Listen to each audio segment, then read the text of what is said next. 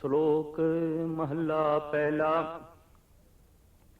ਭੈ ਵਿੱਚ ਪਾਵਣ ਵਹਿ ਸਦਵਾਓ, ਭੈ ਵਿੱਚ ਚੱਲੇ ਲਖ ਦਰਿਆਓ।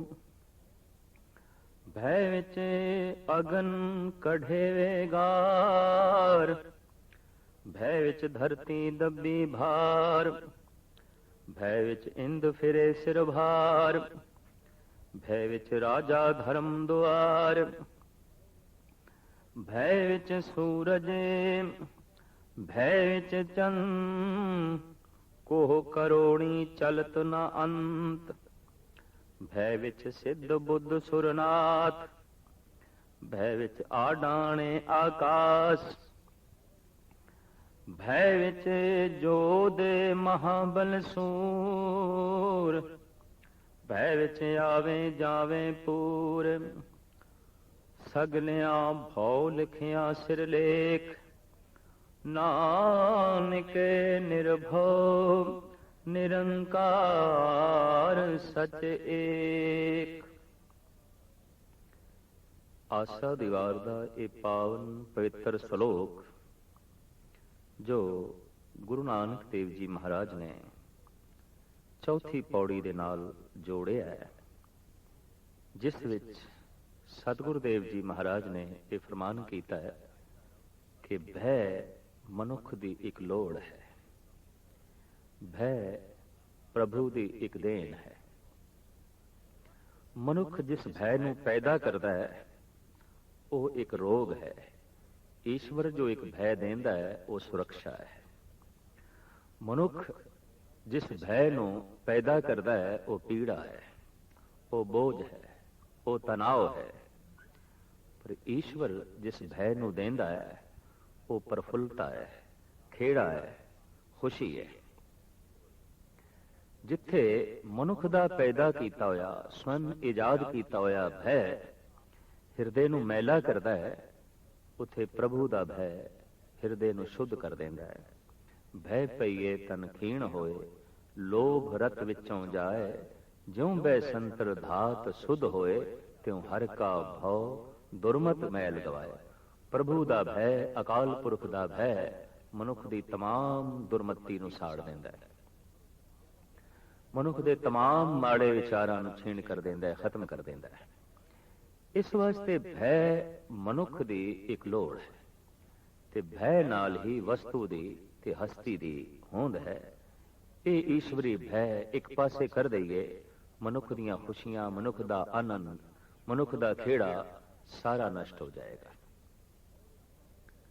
ਭੈ ਵਿੱਚ ਪਾਵਣ ਵਹਿ ਸਦਵਾਓ। ਹੁਣ ਸਤਿਗੁਰੂ ਦੇਵ ਜੀ ਮਹਾਰਾਜ ਇਸ ਪਾਵਨ ਪਵਿੱਤਰ ਸ਼ਲੋਕ ਦੇ ਫਰਮਾਨ ਕਰਦੇ ਨੇ ਕਿ ਜਿੱਥੇ ਪਰਮਾਤਮਾ ਵਿਆਪਕ ਹੈ ਉਸ ਦਾ ਭੈ ਵੀ ਵਿਆਪਕ ਹੈ, ਔਰ ਉਸ ਦੇ ਭੈ ਦੇ ਵਿੱਚ ਸਾਰੇ ਨੇ। ਇਹ ਭੈ ਸੂਖਸ਼ਮ ਰੂਪ ਦੇ ਵਿੱਚ, ਅਸਥੂਲ ਰੂਪ ਦੇ ਵਿੱਚ ਸਾਰੇ ਹੀ ਕਬੂਲਦੇ ਨੇ, ਔਰ ਸਾਰੇ ਭੈ ਦੇ ਵਿੱਚ ਨੇ, ਤੇ ਸਾਰਿਆਂ ਨੂੰ ਭੈ ਤੋਂ ਬਾਹਰ ਕੱਢਣਾ ਬਹੁਤ ਔਖੀ ਗੱਲ ਹੈ। ਸਤਿਗੁਰੂ ਦੇਵ ਜੀ ਮਹਾਰਾਜ ਫਰਮਾਨ ਕਰਦੇ ਨੇ, ਇਹ ਜਿਹੜੀ ਪਵਨ ਹੈ ਜੋ ਹਰ ਵਕਤ ਚੱਲ ਰਹੀ ਹੈ, ਵਗ ਰਹੀ ਹੈ, ਪ੍ਰਭੂ ਦੇ ਭੈ ਵਿੱਚ ਹੈ। ਇਹ ਆਪ ਮੁਹਾਰੇ ਨਹੀਂ ਵਗ ਰਹੀ, ਇਹਨੂੰ ਵਗਾਉਣ ਵਾਲਾ ਕੋਈ ਹੈ, ਇਹਨੂੰ ਚਲਾਉਣ ਵਾਲਾ ਕੋਈ ਹੈ। ਅਗਰ ਇਹ ਆਪ ਮੁਹਾਰੇ ਹੋਵੇ ਤਾਂ ਪਵਨ ਤੋਂ ਵੀ ਬਥੇਰੀਆਂ ਬਰਬਾਦੀਆਂ ਹੋ ਸਕਦੀਆਂ ਨੇ, ਤਬਾਹੀਆਂ ਹੋ ਸਕਦੀਆਂ ਨੇ। ਅਸੀਂ ਕਦੀ ਕਦੀ ਦੇਖਦੇ ਹਾਂ ਕਿ ਈਸ਼ਵਰ ਕਦੀ ਕਦੀ ਪਵਨ ਨੂੰ ਬੇਮੁਹਾਰਾ ਕਰ ਦਿੰਦਾ ਹੈ, ਤੇ ਜੈਸੇ ਪਵਨ ਨੂੰ ਬੇਮੁਹਾਰਾ ਕਰਦਾ ਹੈ, ਪਵਨ ਤੂਫਾਨ ਦੀ ਸ਼ਕਲ ਅਖਤਿਆਰ ਕਰ ਅਨੇਕਾਂ ਤਬਾਹੀਆਂ ਨੂੰ ਜਨਮ ਦਿੰਦੀ ਹੈ, ਅਨੇਕਾਂ ਬਰਬਾਦੀਆਂ ਨੂੰ ਜਨਮ ਦਿੰਦੀ ਹੈ। ਸੋ ਸਾਹਿਬ ਕਹਿੰਦੇ ਨੇ ਇਹ ਭੈ ਦੇ ਵਿੱਚ ਵਗ ਰਹੀ ਹੈ, ਚੱਲ ਰਹੀ ਹੈ। ਭੈ ਵਿੱਚ ਚੱਲੇ ਲਖ ਦਰਿਆ। ਪ੍ਰਿਥਵੀ ਦੇ ਉੱਤੇ ਇਹ ਜੋ ਲੱਖਾਂ ਨਦੀ, ਨਾਲੇ, ਦਰਿਆ ਚੱਲ ਰਹੇ ਨੇ, ਸਤਿਗੁਰੂ ਦੇਵ ਜੀ ਮਹਾਰਾਜ ਕਹਿੰਦੇ ਨੇ ਇਹ ਸਾਰੇ ਦੇ ਸਾਰੇ ਪ੍ਰਭੂ ਭੈ ਦੇ ਵਿੱਚ ਚੱਲ ਰਹੇ ਨੇ। ਬਾਬੇ ਫਰੀਦ ਦੀ ਜ਼ਿੰਦਗੀ ਦੀ ਇੱਕ ਗਾਥਾ ਹੈ ਜੋ ਉਹਨਾਂ ਦੇ ਸ਼ਲੋਕ ਦੇ ਵਿੱਚ ਬਕਾਇਦਾ ਅੰਕਿਤ ਹੈ ਗੁਰੂ ਗ੍ਰੰਥ ਸਾਹਿਬ ਜੀ ਮਹਾਰਾਜ ਦੇ ਵਿੱਚ, ਕਿ ਦਰਿਆਏ ਸਿੰਧ ਇੱਕ ਦਫਾ ਤੁਗਿਆਨੀ ਤੇ ਆਇਆ, ਪੂਰੇ ਹੜ ਤੇ ਆਇਆ, ਤੇ ਉਹਨੇ ਸ਼ਹਿਰ ਨੂੰ ਢਾਹ ਲਾਣੀ ਸ਼ੁਰੂ ਕਰ ਦਿੱਤੀ। ਬਾਬੇ ਫਰੀਦ ਦਾ ਵੀ ਅਸਥਾਨ ਦਰਿਆ ਸਿੰਧ ਦੇ ਕਿਨਾਰੇ। ਸਾਰੇ ਕਸਬੇ ਵਾਸੀ ਆ ਕੇ ਫਰਿਆਦ ਕਰਦੇ ਨੇ ਬਾਬੇ ਫਰੀਦ ਨੂੰ ਵੀ ਜਿਸ ਢੰਗ ਨਾਲ ਇਹ ਦਰਿਆ ਚੜ੍ਹਿਆ ਤੇ ਜਿਸ ਢੰਗ ਨਾਲ ਇਸ ਨੇ ਢਾਹ ਲਾਈ ਹੈ, ਇਸ ਢੰਗ ਨਾਲ ਤੇ ਸਾਡਾ ਸ਼ਹਿਰ ਬਚਣਾ ਬੜੀ ਔਖੀ ਗੱਲ ਹੈ ਤੇ ਤੁਹਾਡਾ ਡੇਰਾ ਵੀ ਬਚਣਾ ਬਹੁਤ ਔਖੀ ਗੱਲ ਹੈ। ਬਾਬਾ ਫਰੀਦ ਦਰਿਆ ਸਿੰਧ ਦੇ ਕੰਢੇ ਆ ਕੇ ਖੜੇ ਹੋਏ, ਉਹਦੀਆਂ ਉਛਲਦੀਆਂ ਲਹਿਰਾਂ ਨੂੰ ਵੇਖਦੇ ਨੇ। ਉਹ ਹੜ੍ਹ ਤੇ ਆਇਆ ਹੈ, ਬੇਮੁਹਾਰੇ ਹੈ, ਐਸਾ ਆਪ ਨੂੰ ਪ੍ਰਤੀਤ ਹੋਇਆ ਹੈ। ਤਾਂ ਆਪ ਕਹਿੰਦੇ ਨੇ, ਫਰੀਦਾ ਕੰਦੀ ਵਹਿਣ ਨਾ ਢਾਏ, ਤੂੰ ਵੀ ਲੇਖਾ ਦੇਵਣਾ। ਐ ਦਰਿਆ, ਇਹ ਕਿਨਾਰੇ ਨਾ ਢਾ, ਤਬਾਹੀਆਂ ਨਾ ਲਿਆ, ਬਰਬਾਦੀਆਂ ਨੂੰ ਜਨਮ ਨਾ ਦੇ, ਤੈਨੂੰ ਵੀ ਲੇਖਾ ਦੇਣਾ ਪਏਗਾ। ਇਤਨੀ ਗੱਲ ਆਖਣ ਦੀ ਦੇਰ ਸੀ, ਦਰਿਆ ਪਹਿਲੇ ਨਾਲੋਂ ਵੀ ਜ਼ਿਆਦਾ ਹੜ੍ਹ ਤੇ ਆ ਗਿਆ, ਪਾਣੀ ਵੱਧ ਗਿਆ, ਢਾਹ ਪਹਿਲੇ ਨਾਲੋਂ ਵੀ ਜ਼ੋਰ ਦੀ ਲੱਗ ਗਈ। ਤਾਂ ਆਪ ਦੇ ਹੱਥ ਜੁੜ ਗਏ, ਆਪ ਨੇ ਸਿਰ ਝੁਕਾਇਆ ਤੇ ਆਪ ਦੇ ਮੂੰਹੋਂ ਇਹ ਬੋਲ ਨਿਕਲੇ, ਕੰਦੀ ਵਹਿਣ ਨਾ ਢਾਏ, ਤੂੰ ਵੀ ਲੇਖਾ ਦੇਵਣਾ। ਫਰੀਦਾ ਜਿੱਧਰ ਰੱਬ ਰਜਾਏ, ਵਹਿਣ ਤੇ ਦਾਉ ਗਾਉ ਕਰੇ। ਦਰਅਸਲ ਇਹ ਤੇ ਰੱਬ ਦੀ ਰਜ਼ਾ ਵਿੱਚ ਚੱਲ ਰਿਹਾ ਹੈ, ਇਹ ਤੇ ਰੱਬ ਦੇ ਭੈ ਵਿੱਚ ਚੱਲ ਰਿਹਾ ਹੈ, ਤੇ ਜਿੱਧਰ ਰੱਬ ਚਲਾ ਰਿਹਾ ਹੈ ਇਹ ਉਧਰ ਚੱਲ ਰਿਹਾ ਹੈ। ਇਹ ਢਾਹ ਵੀ ਰੱਬ ਦੀ ਰਜ਼ਾ ਵਿੱਚ ਲੱਗੀ ਹੋਈ ਹੈ। ਇਸ ਵਾਸਤੇ ਰੱਬ ਦੀ ਰਜ਼ਾ ਵਿੱਚ ਸਾਰੇ ਰਾਜ਼ੀ ਹੋਵੋ, ਸਾਰੇ ਮਸਤਕ ਝੁਕਾਓ, ਸਾਰੇ ਦੁਆ ਕਰੋ, ਸਾਰੇ ਹੱਥ ਜੋੜੋ, ਹੇ ਅਕਾਲ ਪੁਰਖ, ਹੇ ਰੱਬ, ਹੇ ਖੁਦਾ, ਜੋ ਤੇਰੀ ਰਜ਼ਾ, ਅਸੀਂ ਉਸ ਦੇ ਚ ਰਾਜ਼ੀ। ਕਹਿੰਦੇ ਨੇ ਐਸੀ ਦੁਆ ਕਰਦਿਆਂ ਦਰਿਆ ਆਪਣੇ ਸੀਮਤ ਦਾਇਰੇ ਵਿੱਚ ਵਗਣ ਲੱਗ ਪਿਆ। ਇਹ ਸਾਖੀ, ਇਹ ਸ਼ਲੋਕ ਇਸ ਗੱਲ ਦਾ ਸਬੂਤ ਮੁਹੱਈਆ ਕਰਦਾ ਹੈ ਕਿ ਸਭ ਕੁਝ ਮਰਿਆਦਾ ਦੇ ਚ ਹੈ ਤੇ ਪ੍ਰਭੂ ਭੈ ਦੇ ਚ ਹੈ। ਸਾਹਿਬ ਕਹਿੰਦੇ ਨੇ, ਅਨੰਤ ਦਰਿਆ, ਇਹ ਲੱਖਾਂ ਨਦੀ ਨਾਲੇ ਸਭ ਭੈ ਵਿੱਚ ਚੱਲ ਰਹੇ ਨੇ। ਭੈ ਵਿੱਚ ਅਗਨ ਘੜੇ ਵੇਗਾਰ। ਇਹ ਜੋ ਅਗਨੀ ਸੇਵਾ ਕਰ ਰਹੀ ਹੈ ਤਰ੍ਹਾਂ ਤਰ੍ਹਾਂ ਦੀ, ਅਜੋਕੇ ਯੁੱਗ ਵਿੱਚ ਤੇ ਅਗਨ ਦੀ ਬਹੁਤ ਵੱਡੀ ਸੇਵਾ ਹੈ।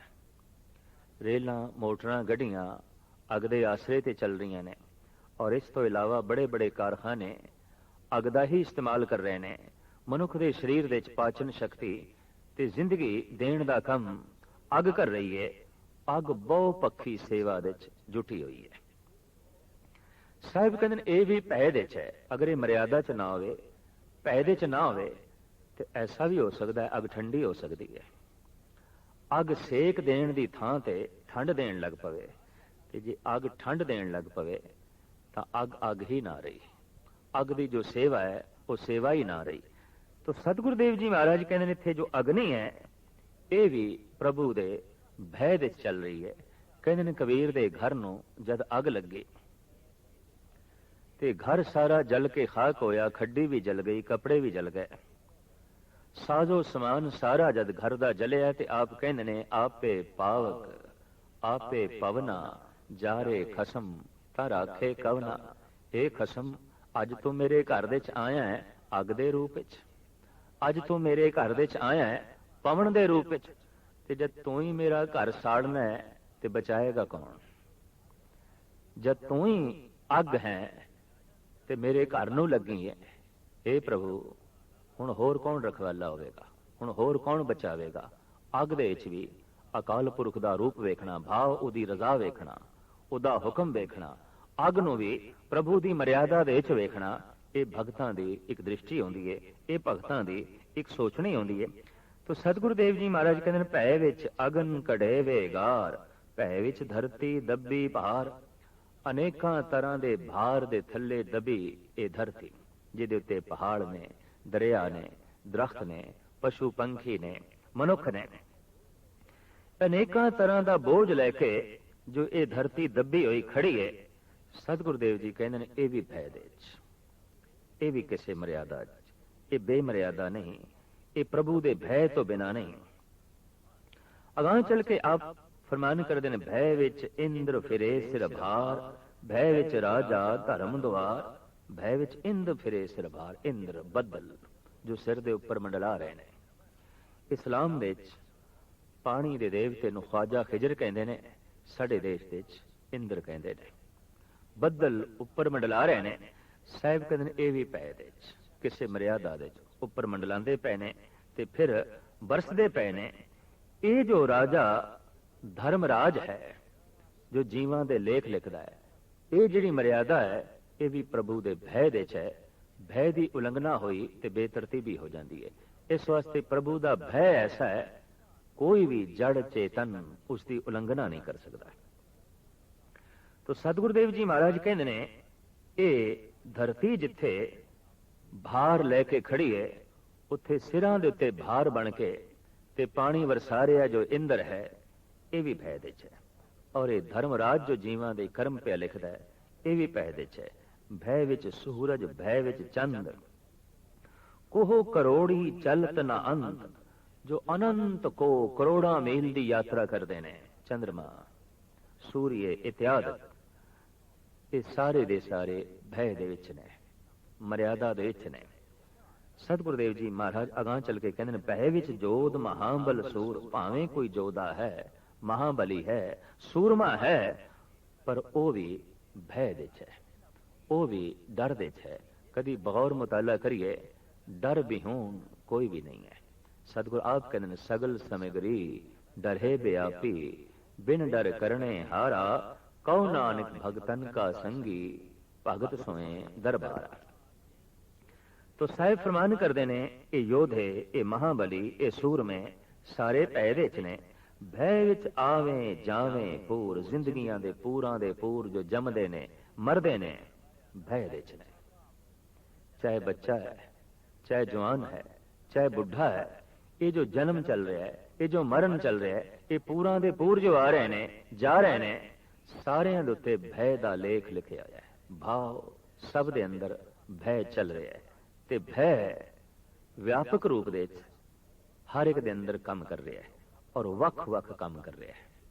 ਕਿਧਰੇ ਮੌਤ ਦਾ ਭੈ ਹੈ, ਕਿਧਰੇ ਬਿਮਾਰ ਪੈ ਜਾਣ ਦਾ ਭੈ ਹੈ, ਕਿਧਰੇ ਐਸਾ ਭੈ ਹੈ ਕਿ ਕਮਾਇਆ ਹੋਇਆ ਧਨ ਮੇਰਾ ਨਾਸ ਨਾ ਹੋ ਜਾਏ, ਕਿਧਰੇ ਇਹ ਭੈ ਹੈ ਕਿ ਸੀਲ ਸੰਜਮ ਕੀਤੀ ਹੋਈ ਭਗਤੀ ਮੇਰੀ ਨਸ਼ਟ ਨਾ ਹੋ ਜਾਏ।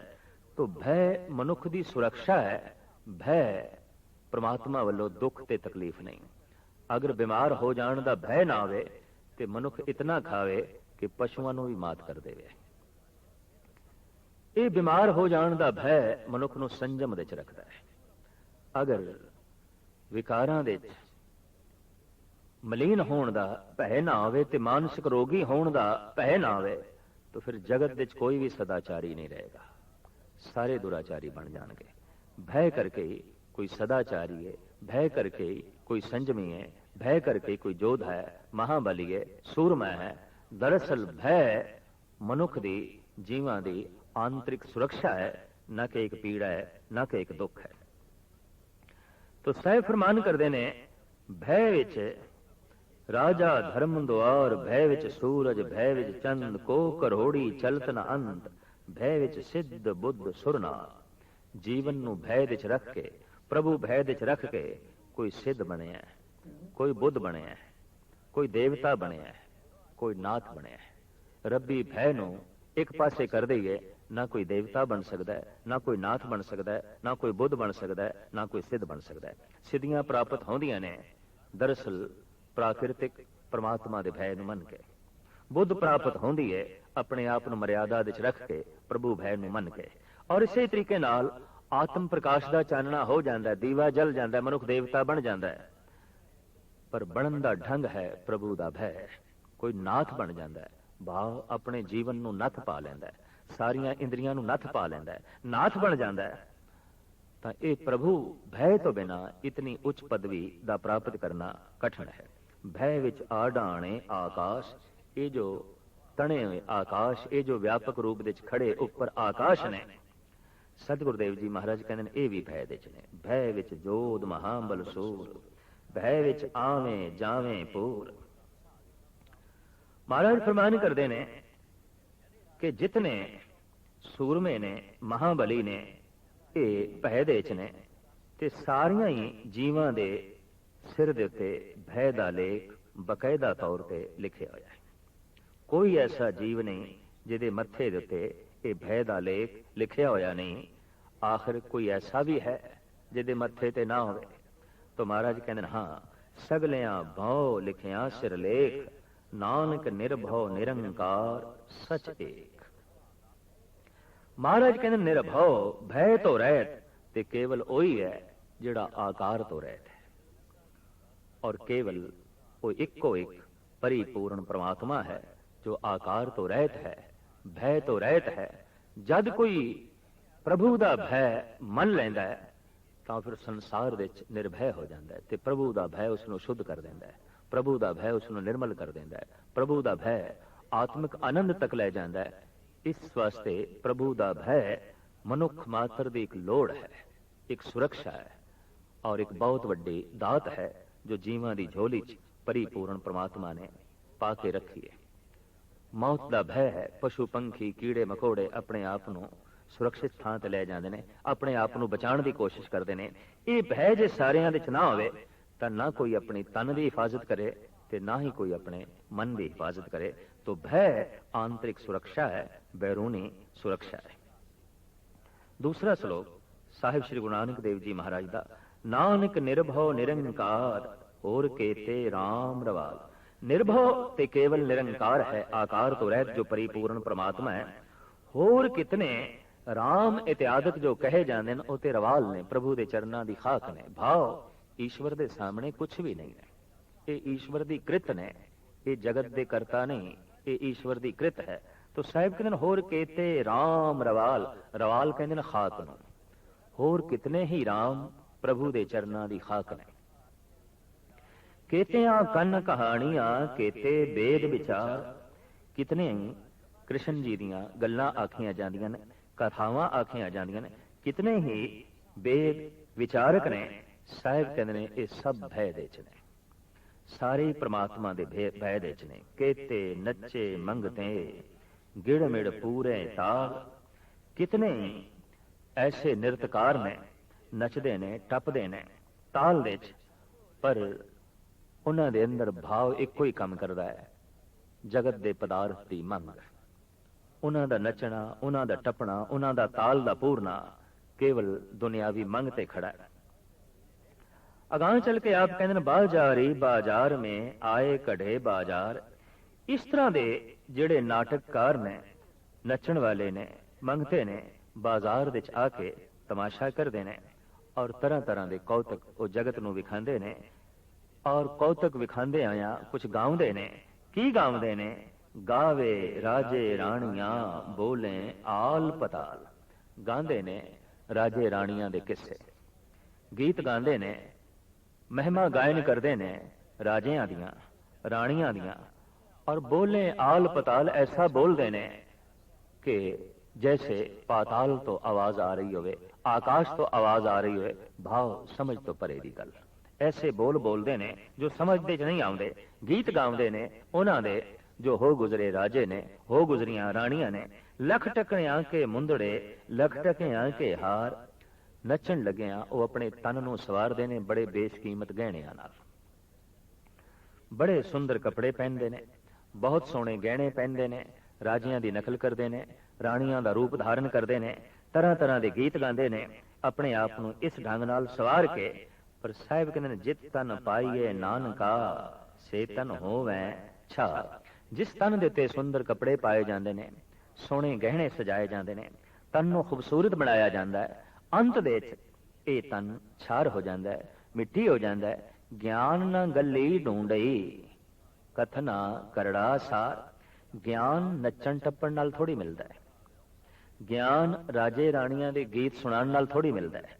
साहिब कहते हैं तरह तरह के नाटक और तरह तरह के रास इत्यादि दिखाणी और इस तरह का नचना ते टपना, ये नाल प्रभु का ज्ञान प्राप्त नहीं होता। इस तरह दीयां गल्लां दे नाल, इस तरह के गीतां दे नाल ईश्वर का ज्ञान प्राप्त नहीं होता। ज्ञान न गलई ढूंढी है, ज्ञान इन्हां गल्लां दे नाल प्राप्त नहीं होता। अनुभव प्रकाश, अनुभवी ज्ञान ईश्वर का कथना करड़ा सार फिर कैसे प्राप्त होता है?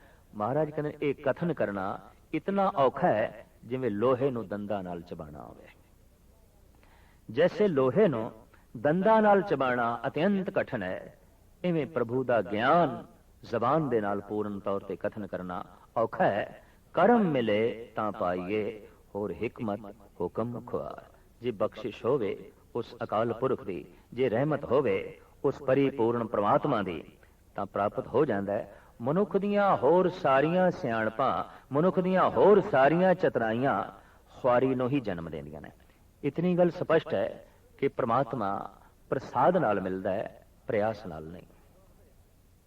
ਧਨ ਪ੍ਰਯਾਸ ਨਾਲ ਮਿਲਦਾ ਹੈ, ਪ੍ਰਸਾਦ ਨਾਲ ਨਹੀਂ।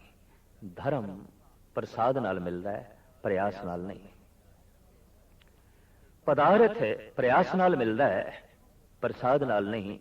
ਪ੍ਰਮਾਤਮਾ ਪ੍ਰਸਾਦ ਨਾਲ ਮਿਲਦਾ ਹੈ, ਪ੍ਰਯਾਸ ਨਾਲ ਨਹੀਂ। ਦਰਅਸਲ ਪ੍ਰਮਾਤਮਾ ਦਾ ਮਿਲਣਾ ਇੱਕ ਪ੍ਰਸਾਦ ਹੈ, ਈਸ਼ਵਰ ਦਾ ਮਿਲਣਾ ਇੱਕ ਪ੍ਰਸਾਦ ਹੈ। ਅੱਜ ਤੱਕ ਦੇ ਬ੍ਰਹਮ ਗਿਆਨੀਆਂ ਨੇ ਐਸਾ ਹੀ ਆਖਿਆ ਹੈ ਕਿ ਤੂੰ ਮਿਲਿਆ ਸਾਨੂੰ ਸਾਡੇ ਪ੍ਰਯਾਸ ਕਰਕੇ ਨਹੀਂ, ਤੇਰਾ ਪ੍ਰਸਾਦ, ਤੇਰੀ ਬਖਸ਼ਿਸ਼, ਤੇਰੀ ਰਹਿਮਤ। ਇਸ ਵਾਸਤੇ ਧਾਰਮਿਕ ਦੁਨੀਆ ਦੇ ਵਿੱਚ ਪ੍ਰਯਾਸ ਦੀ ਮਹਿਮਾ ਨਹੀਂ, ਪ੍ਰਸਾਦ ਦੀ ਮਹਿਮਾ ਹੈ। ਹਾਂ, ਪਦਾਰਥ ਦੀ ਦੁਨੀਆ ਦੇ ਵਿੱਚ ਪ੍ਰਯਾਸ ਦੀ ਗੱਲ ਹੈ, ਮੁਸ਼ੱਕਤ ਦੀ ਗੱਲ ਹੈ, ਮਿਹਨਤ ਦੀ ਗੱਲ ਹੈ, ਪੁਰਸ਼ਾਰਥ ਦੀ ਗੱਲ ਹੈ। ਪਰ ਧਾਰਮਿਕ ਦੁਨੀਆ ਦੇ ਵਿੱਚ ਪ੍ਰਸਾਦ ਦੀ ਗੱਲ ਹੈ। ਇਸ ਵਾਸਤੇ ਉਸ ਸਤਸੰਗ ਨੂੰ, ਜਿੱਥੇ ਕਥਾ ਕੀਰਤਨ ਹੋਵੇ, ਲਾਜ਼ਮੀ ਕੁਛ ਨਾ ਕੁਛ ਪ੍ਰਸਾਦ ਵੰਡਿਆ ਜਾਂਦਾ ਹੈ, ਜੋ ਮਿਸ਼ਟਾਨ ਹੁੰਦਾ ਹੈ, ਮਿੱਠਾ ਹੁੰਦਾ ਹੈ। ਦਰਅਸਲ ਇੱਕ ਇਸ਼ਾਰਾ ਹੈ, ਇੱਕ ਪ੍ਰਤੀਕ ਚੁਣਿਆ ਗਿਆ ਹੈ ਕਿ ਪ੍ਰਭੂ ਦਾ ਪ੍ਰਸਾਦ ਅਤਿਅੰਤ ਮਿੱਠਾ ਹੈ, ਤੇ ਪ੍ਰਭੂ ਤੇ ਪ੍ਰਸਾਦ ਹੈ, ਉਹਦਾ ਕੋਈ ਮੁੱਲ ਨਹੀਂ, ਉਹਦੀ ਬਖਸ਼ਿਸ਼ ਹੈ। ਸਾਡੇ ਕੀਤੇ ਕਰਮ, ਸਾਡੀ ਕੀਤੀ ਤਪੱਸਿਆ, ਸਾਡੀ ਕੀਤੀ ਮਿਹਨਤ, ਉਸ ਦਾ ਮੁੱਲ ਨਹੀਂ ਹੈ। ਉਹ ਜੇ ਮਿਲਿਆ ਹੈ ਤੇ ਉਸ ਦਾ ਪ੍ਰਸਾਦ ਹੈ। ਪਰ ਮਿਹਨਤ ਕਰ ਕਰਕੇ, ਤਪੱਸਿਆ ਕਰ ਕਰਕੇ ਇਹ ਪਤਾ ਚੱਲਦਾ ਹੈ ਕਿ ਪ੍ਰਭੂ ਪ੍ਰਯਾਸ ਨਾਲ ਨਹੀਂ ਮਿਲਦਾ, ਪ੍ਰਸਾਦ ਨਾਲ ਮਿਲਦਾ ਹੈ। ਇਸ ਵਾਸਤੇ ਸਾਹਿਬ ਕਹਿੰਦੇ ਨੇ, ਗਿਆਨ ਉਪਰੋਕਤ ਗੱਲਾਂ ਦੇ ਨਾਲ ਤੇ ਨਹੀਂ ਮਿਲੇਗਾ ਕਿ ਕਿਸੇ ਰਾਜੇ ਦੇ ਗੀਤ ਗਾ ਲੈ, ਕਿਸੇ ਧਾਰਮਿਕ ਰਾਣੀਆਂ ਦੇ ਗੀਤ ਗਾ ਲੈ, ਨੱਚ ਲਿਆ, ਟੱਪ ਲਿਆ, ਰਾਸ ਪੇਸ਼ ਕਰ ਛੱਡੀ, ਇਹਦੇ ਨਾਲ ਪ੍ਰਮਾਤਮਾ ਦਾ ਗਿਆਨ ਨਹੀਂ ਮਿਲੇਗਾ। ਕਿਵੇਂ ਮਿਲੇਗਾ? ਕਥਨਾ ਕਰੜਾ ਸਾਰ, ਇਹ ਤੇ ਲੋਹੇ ਦੇ ਚਣੇ ਚਬਾਣੇ ਨੇ। ਭਾਵ ਇਸ ਛੋਟੀ ਜਿਹੀ ਜ਼ਬਾਨ ਦੇ ਨਾਲ ਪੂਰਨ ਪ੍ਰਮਾਤਮਾ ਦੀ ਗੱਲ ਆਖਣੀ ਬਹੁਤ ਕਠਿਨ ਹੈ, ਬਹੁਤ ਕਠਿਨ ਹੈ। ਇਹ ਤੇ ਕਰਮ ਮਿਲੇ ਤਾਂ ਪਾਈਏ, ਹੋਰ ਹਿਕਮਤ ਹੁਕਮ ਖੁਆਰ। ਇਹ ਤੇ ਉਸ ਦੀ ਬਖਸ਼ਿਸ਼ ਹੋਵੇ ਤੇ ਗਿਆਨ, ਅਨੁਭਵ, ਪ੍ਰਕਾਸ਼ ਪ੍ਰਾਪਤ ਹੋ ਜਾਂਦਾ ਹੈ। ਔਰ ਸਾਰੀਆਂ ਹਿਕਮਤਾਂ, ਔਰ ਸਾਰੀਆਂ ਜਿਹੜੀਆਂ ਚਤਰਾਈਆਂ ਨੇ, ਖੁਆਰੀ ਨੂੰ ਜਨਮ ਦਿੰਦੀਆਂ ਨੇ, ਦੁੱਖ ਨੂੰ ਜਨਮ ਦਿੰਦੀਆਂ ਨੇ। ਪੌੜੀ ਨਦਰ ਕਰੇ ਜੇ ਆਪਣੀ, ਤਾਂ ਨਦਰੀ ਸਤਿਗੁਰ ਪਾਇਆ।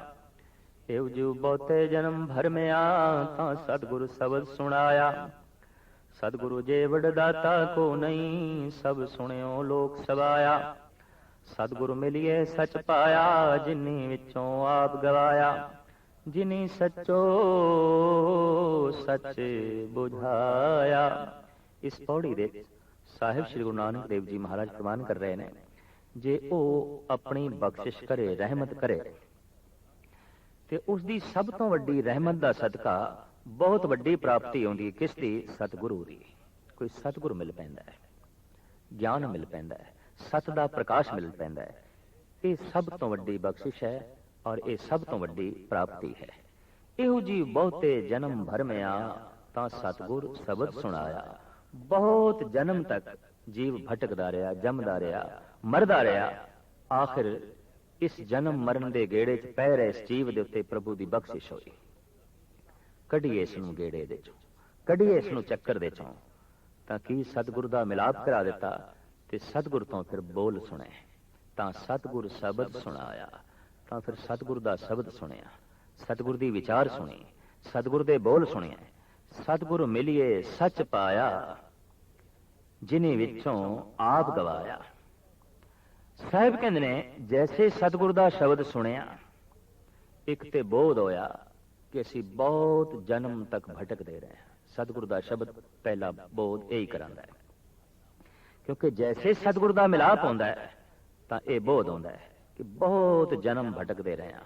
ਸਤਿਗੁਰ ਦਾ ਸ਼ਬਦ ਜਦ ਸੁਣਿਆ ਤਾਂ ਫਿਰ ਦੂਜਾ ਬੋਧ ਇਹ ਹੋਇਆ ਕਿ ਸਤਿਗੁਰ ਜੇਵੜ ਦਾਤਾ ਕੋ ਨਹੀਂ, ਸਭ ਸੁਣਿਓ ਲੋਕ ਸਵਾਇਆ। ਇਹ ਜਗਤ ਦੇ ਸਾਰੇ ਲੋਕੀ ਸੁਣੋ, ਸਤਿਗੁਰ ਤੋਂ ਵੱਡਾ ਹੋਰ ਕੋਈ ਦਾਤਾ ਨਹੀਂ। ਉਹ ਗਿਆਨ ਦਾਤਾ ਹੈ, ਉਹ ਪ੍ਰਮਾਤਮਾ ਦੇ ਪ੍ਰੇਮ ਦਾ ਦਾਤਾ ਹੈ, ਉਹ ਪ੍ਰਮਾਤਮਾ ਦੇ ਮਾਰਗ ਦਾ ਦਾਤਾ ਹੈ। ਇਸ ਵਾਸਤੇ ਕਹਿੰਦੇ ਨੇ ਮਾਂ ਬਾਪ ਜੀਵਨ ਦਿੰਦੇ ਨੇ, ਮਾਂ ਬਾਪ ਜਨਮ ਦਿੰਦੇ ਨੇ, ਗੁਰੂ ਜੀਵਨ ਦਿੰਦਾ ਹੈ। ਮਾਂ ਬਾਪ ਤਨ ਦਿੰਦੇ ਨੇ, ਗੁਰੂ ਆਤਮ ਪ੍ਰਕਾਸ਼ ਦਿੰਦਾ ਹੈ। ਮਾਂ ਬਾਪ ਜ਼ਿੰਦਗੀ ਦਿੰਦੇ ਨੇ, ਗੁਰੂ ਜ਼ਿੰਦਗੀ ਸਫਲ ਕਰਦਾ ਹੈ, ਗੁਰੂ ਜ਼ਿੰਦਗੀ ਪੂਰਨ ਕਰਦਾ ਹੈ। तो इस तरीके नाल मां बाप नालों भी महान है गुरु। और साडे देश दे करीबन करीबन तमाम रिश्तियां दे चों गुरु दा रिश्ता सब तो उच्चा मनिया गया, सब तो महान मनिया गया, क्योंकि केवल जन्मदाता नहीं, वो जिंदगी दाता है। वो सिर्फ जिंदगी देंदा नहीं, जिंदगी नूं सफल करदा है। जिंदगी मिल गई केड़े कम दी अगर सफल नहीं हुई है, जन्म मिल गया तो जे जीवन की जांच नहीं आई तो ऐसा जन्म केड़े कम दा। तो गुरु दी बहुत वड्डी ये बख्शिश है। महाराज कहते सतगुरु जेवड़ दाता को नहीं, सतगुरु जैसा होर कोई भी दाता नहीं। ए जगत दे सारे लोकी गौर नाल जो है सुन लो। सतगुरु मिलिए सच पाया, जिन्हें विचों आप गवाया। सतगुरु दे मिलाप दा सदका साधना करदियां होया जिन्हां ने अपने आप दे चों आपा भाव गवा छड़िया, अहंकार गवा छड़िया, उन्हां नूं सच दी प्राप्ति हो गई, उन्हां नूं सच दा मिलाप हो गया। ते फिर सतगुर ने जिन सचो सच बुझाया, उन्हें ऐसी बूझ बुझा दी कि ये सच है, ये सच है। जीवन दे हर पक्ष दे, जीवन दे हर पहलू दे सच नूं वेखण दी जांच आ गई, सच नूं मनण दी समर्था मिल गई, सच नाल जुड़न दा ढंग आ गया। संसार नूं वेखना होर गल है, संसार दे सच नूं वेखना होर गल है। पदार्थ नूं वेखना होर गल है, पदार्थ दे सच नूं वेखना होर गल है। बंदे नूं वेखना होर गल है, बंदे दे सच नूं वेखना होर गल है। सूरज चंद तारियां नूं वेखना होर गल है, सूरज चंद तारियां दे सच्चाई नूं वेखना, हकीकत नूं वेखना, सच नूं वेखना होर गल है। ते जिन्हों संसार दे सच नूं वेखण दी जांच आ गई, दरअसल संसार दे रहिंदा होया निरंकार दे लीन हो गया। उन्हें जीवन का मकसद हासिल कर लिया, उसने अपनी जिंदगी सफल कर ली। तो ये जिहड़ी सब तो वड्डी दात है, ये गुरु तो प्राप्त होंदी है। अकाल पुरख की बख्शिश होई गुरु मिलता है, गुरु की बख्शिश होई अकाल पुरख मिलता है। इस वास्ते इंज कह लीए पूर्ण तौर पर खेल ते सारे दा सारा ये परमात्मा दा है, अकाल पुरख दा है, पर फिर भी उसने विचोला बना रखा है। उसकी जब बख्शिश होंदी है तो फिर गुरु मिलता है, मनुखा तन मिलता है। ये परमात्मा की बख्शिश है कि मनुखा तन दा मिल जाना, ये अकाल पुरख की बख्शिश है कि गुरु दा मिल जाना, ये बहुत उसकी वड्डी बख्शिश है कि सतसंग दा मिल जाना। ते गुरु की ये बख्शिश है कि परमात्मा दा मिल जाना, ईश्वर दा जो है मिल जाना। जिन्हों गुरु मिले है उहदे ते अकाल पुरख की बख्शिश है, पर जिन्हों ईश्वर मिले है उस दे गुरु की बख्शिश है, उस दे गुरु की रहमत है। तो सतगुरुदेव जी महाराज कहते हैं इस वास्ते सतगुरु तो वड्डा होर कोई दाता नहीं। क्यों कि परमात्मा ने ते गुरु मिलाया, ते गुरु ने परमात्मा मिला दिता। समुचे संसार दा वड्डा दाता गुरु ने मिला दिता। इस वास्ते गुरु तो वड्डा दाता होर कोई भी नहीं।